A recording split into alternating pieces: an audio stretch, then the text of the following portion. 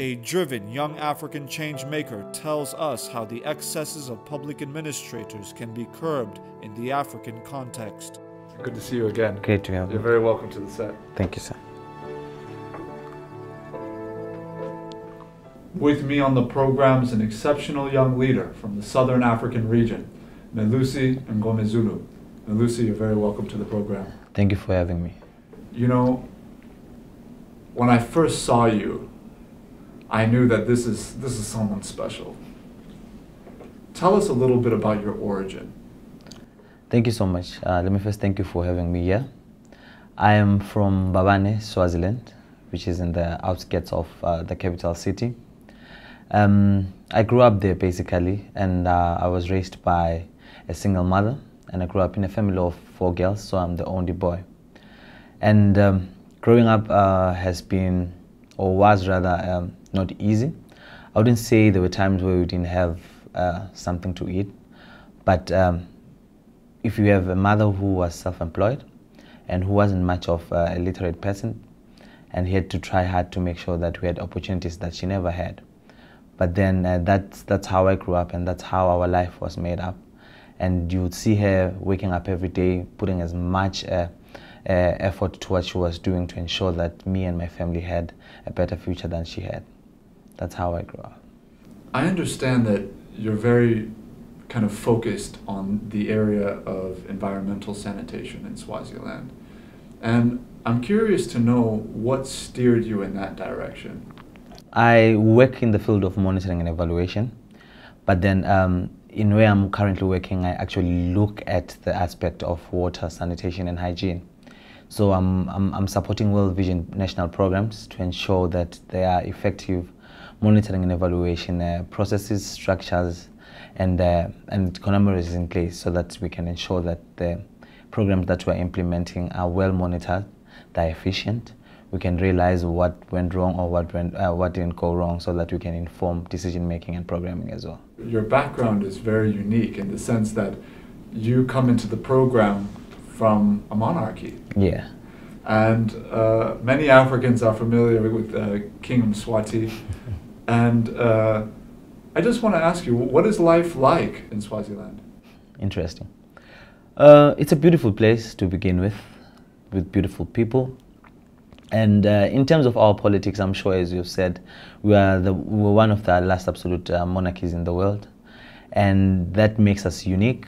But what normally strikes people is the fact that our political dispensation is different than most of our African counterparts. So we have a political system which is called a monarchical democracy. And a lot of people disagree with what it is, and I'm also not I don't believe in it as well, because it lacks a lot of checks and balances, you know. But over and above everything, other than our political system, we are a country which is rich in culture, rich in traditions. We have people who are loving, or people who are willing to extend a helping hand to the other person. So it's quite a beautiful place to be in. It's peaceful to be in. If there was one element of your history, of your personal background, that you would want to bring to bear on the future of your country, what would it be? And what lessons have you learned to equip you for what you want to do moving forward? I grew up in a neighborhood, if I may say, where poverty is rife, where unemployment is also very high, where there's a high level of substance abuse, among other things.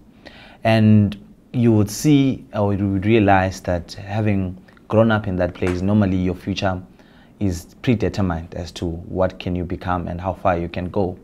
And having been given the rare opportunities that I have been motivated to be someone who believes in hope and second chances. And I believe that the platform that I've been given, especially through this fellowship, has also enabled me to ensure that I try all the best that I can to ensure that my fellow youth back home are also given a second chance, are also given a chance to be inspirational, to to aspire to be whatsoever that they can be. As a result, I intend to go back and start up an organization that is going to deal with the rehabilitation and reintegration of ex-young offenders, which is going to try and make sure that they receive a comprehensive vocational training, life skills, and to a greater extent are able to access financial loans so that they can be able to start up something that they want to do, because we have a lot of young people who have, due to their unfortunate background, they found themselves on the other side of the law, which means they've either been arrested or they are still in jail.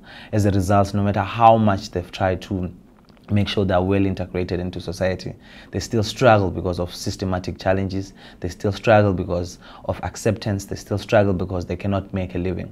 So I am of the view that we need to give them chance, because also they are human beings and they are hopeful as well. So that's what I intend to do. One of the well-known quotes on leadership, if you will, is that great leaders are focused less on who they want to become and focused more on the work that they want to do. Yeah. And in a continent that really grapples with issues of corruption and maladministration, just like many other continents, but certainly in Africa we deal with that, monitoring and evaluation becomes very, very important, because how do we ensure that these projects in various sectors are being implemented properly for national development or continental development? Ultimately, what impact would you want to make, not just in Swaziland, but across the continent, in ensuring that those entrusted with official authority are doing the work that they're supposed to do? I think that's a very important question.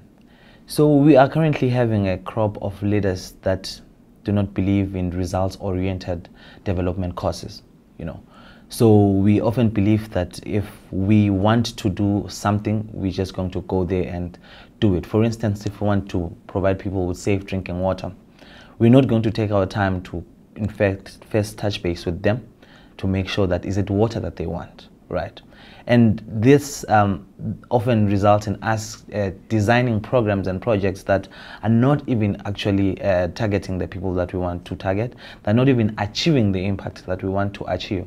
So what we are doing through the Monitoring and Evaluation Association of Swaziland is to try to encourage the use of data to inform programming and decision making, to ensure that our programs and any other development projects that we are coming up are results oriented. They can be able to be monitored over time. We can be able to know that we are breaking the cycle of development being an elusive process, because our leaders now are hiding behind the word elusive to say development is elusive in nature, hence it cannot be achieved anytime soon. But we have seen that monitoring and evaluation can actually bridge that gap, because to begin with, we can plan with the community. We can involve the community to participate in the development of the initiatives that are meant to better their lives. So through monitoring and evaluation, we will be able to see, or to even be able to track the progress that we have made. Measuring the impact, and to be able to see what can we learn from our failures so that it can inform our development initiatives as well. It's an extremely noble initiative and a very strategic and important one all across this developing continent. And Melusi, I just want to thank you so much for coming on the program. It's been an honor to speak with you. Thank you for having me. Thank you so much.